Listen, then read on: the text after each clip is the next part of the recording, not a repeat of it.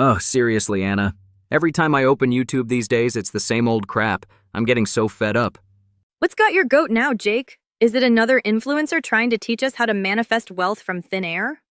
Worse, it's the endless stream of videos about, well, Chinese tourists abroad. And honestly, it's beyond frustrating. It's making me genuinely angry sometimes. Oh, that. Yeah, I've seen a few of those. It's definitely a recurring theme, isn't it? Some of the stories are pretty wild. Wild is an understatement. It's like, do they even try to understand basic decency or local laws? I saw one that just came out talking about Thailand. Apparently, some Chinese tourists were caught defacing ancient Buddha statues in a temple in Chiang Mai. Defacing ancient statues? Can you even imagine the audacity? In a temple? That's sacred ground. That's not just impolite. That's deeply offensive to their culture and religion. Was it caught on camera or something? Absolutely. Viral on social media, of course. Showed them carving their names or some nonsense into the statues. I mean, who does that? It's not just a minor slip-up. It's a blatant disrespect for history, art, and an entire nation's heritage. And the Thai news outlets were, understandably, furious. It just leaves a really sour taste in your mouth, you know? Like, some places are just too precious to be treated like a personal canvas. That's truly appalling. It makes you wonder about the mindset behind such actions. It's not just a language barrier or a cultural misunderstanding at that point. It feels like an active disregard. Exactly. And it's not an isolated incident. Think about Japan, right? Famous for its impeccable service and quiet, respectful dining culture. I watched a clip from a Japanese TV show just last week. It was about a high-end sushi restaurant in Tokyo. They had a group of Chinese tourists, and apparently it was a total nightmare. Oh no, what happened there? Was it the noise or… Both and more. Piles of uneaten food left on the plates, loud conversations that disrupted the entire ambiance, shouting across the room. The restaurant owner was on camera, looking genuinely distressed, saying their business was suffering because of these specific incidents. They take such pride in their craft, their atmosphere, and then to have it shattered by such boorish behavior. It's just sad. It impacts not just their business, but the reputation of all tourists. That's such a shame. Japanese dining is an experience in itself, built on respect for the food and the quiet enjoyment of it. To turn it into a chaotic scene goes against everything they value. It's like they're completely oblivious to their surroundings. Oblivious? Or simply don't care? That's the question that keeps nagging at me. Because it's not just about manners in a restaurant, it's about basic environmental respect too. I saw another report, this one from Australia. You know how strict they are about their national parks and wildlife, right? Extremely. They have very clear rules about littering and protecting their natural habitats. You can get heavy fines for even small infractions. Precisely. So, this report was from a national park near Sydney. A group strongly suspected to be Chinese tourists had a BBQ. And instead of cleaning up, they just left everything. Piles of trash, food scraps, disposable grills, all just abandoned.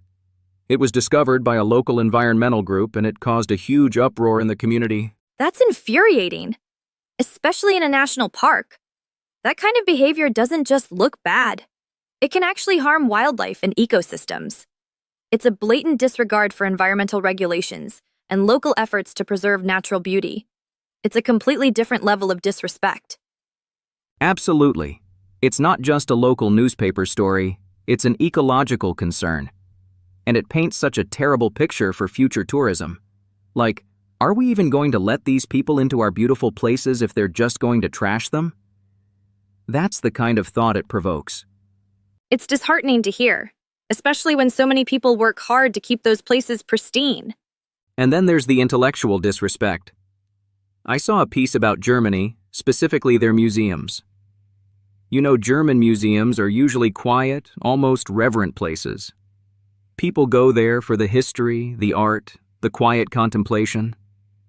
Yes, a very hushed atmosphere, focusing on the exhibits. Exactly. But apparently, at a prominent museum in Berlin, a large group of Chinese tourists completely disregarded the no flash photography rules, were making loud phone calls, and generally just creating a massive racket. Other visitors were complaining, and the museum staff actually had to intervene and ask some of them to leave. Ask them to leave a museum. That's got to be a pretty severe breach of conduct to warrant that. Wow, that's quite an escalation. Museums are typically very tolerant places. To be asked to leave suggests their behavior was genuinely disruptive and went far beyond a mere misunderstanding of etiquette. It's not just about personal space. It's about respecting the collective experience of other visitors who are there to learn and appreciate. It is. It's like they see these places not as cultural institutions to be respected, but as just another photo op or a background for their loud conversations. And that's what gets me. It's not one or two isolated incidents anymore. It feels like a recurring pattern that generates real frustration and resentment amongst locals and other tourists alike. It's a global issue at this point, and every time I see another YouTube video highlighting it, I just... ugh. I understand your frustration, Jake. When you see these patterns, it starts to feel less like isolated incidents and more like a systemic disregard for global norms of behavior.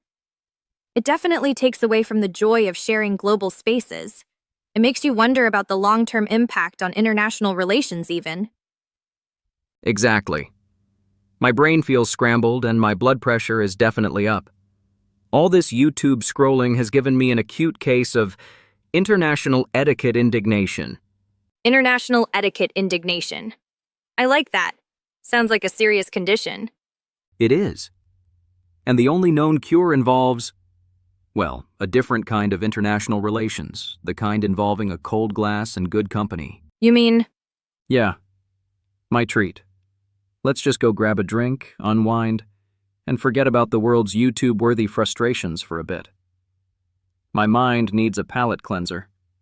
Sounds like a plan, Jake. My brain could use a break from all that too. Lead the way.